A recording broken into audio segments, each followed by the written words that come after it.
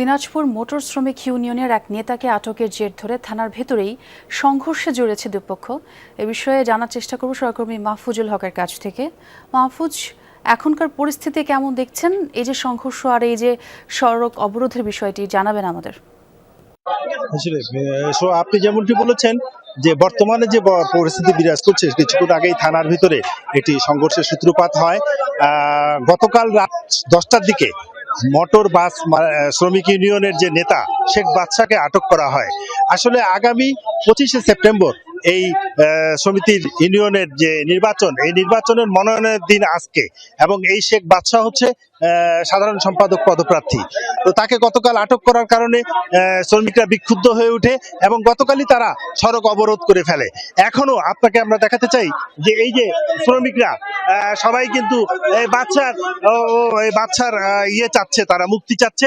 তাদের কথা হচ্ছে তাদেরকে মুক্তি দেওয়া হোক, বাচ্চাকে মুক্তি দেওয়া হোক, নির্বাচন হোক, নির্বাচনের পরে কি হবে সেটা দেখা যায়। সকাল থেকে বাচ্চারা তারা কিন্তু এটাই চাচ্ছে, তাদের বাচ্চার মুক্তি। হ্যাঁ, এই বাচ্চার মুক্তির কারণেই তারা এই যে, আপনারা কি বাচ্চার মুক্তি চান? আপনারা কি বাচ্চার মুক্তি চান?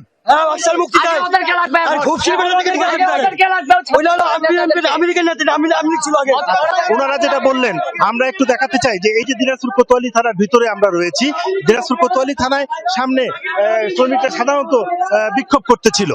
বিক্ষোভকালীন সময়ে বাংলাদেশ জাতীয়তাবাদী স্বেচ্ছাসেবক দলের একজন নেতা, প্লাবন নামে একজন নেতা, তিনি আসে শ্রমিকদেরকে শান্ত করার চেষ্টা করেছিলেন। প্রকৃতপক্ষে তারাই হচ্ছে এই শেখ বাদশার একটি প্রতিপক্ষ বলে শ্রমিকরা দাবি করেছে। তিনি এসে যখন পরিস্থিতি ঠান্ডা, শ্রমিকদের উদ্দেশ্যে বক্তব্য রাখেন, এক পর্যায়ে উত্তেজনা সৃষ্টি হয় এবং লাঠিসোঁটা নিয়ে শ্রমিকরা সহ দুই পক্ষই মারামারিতে লিপ্ত হয়। এ সময় থানা কর্তৃপক্ষ ইয়ে করে তাদেরকে ছত্রভঙ্গ করে দেয় এবং থানা চত্বর থেকে বহিরাগতদেরকে বের করে দেওয়া হয়। বর্তমানে শ্রমিকরা বাইরে অবস্থান করছে এবং ওই যে জাতীয়তাবাদী স্বেচ্ছাসেবক দলের যারা রয়েছেন তারা নিরাপত্তার স্বার্থে থানার ভিতরে রয়েছেন।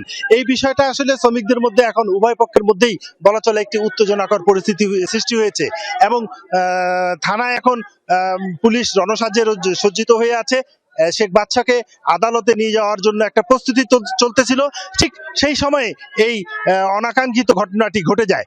আপনাদেরকে অনাকাঙ্ক্ষিত ঘটনাটি ঘটে যায় এবং বর্তমানে পরিস্থিতি বিক্ষুব্ধ অবস্থায় রয়েছে আমরা দেখতে পাচ্ছি। এখন যে কোনো সময় পরিস্থিতি কি আকার ধারণ করে তা বলা যাবে না। তবে শহরের বিভিন্ন স্থানে বাঁধ দিয়ে ব্যারিকেড রাখার ফলে দিনাজপুরের সাথে সকল পথে যোগাযোগ বন্ধ রয়েছে বলে আমরা জানতে পেরেছি।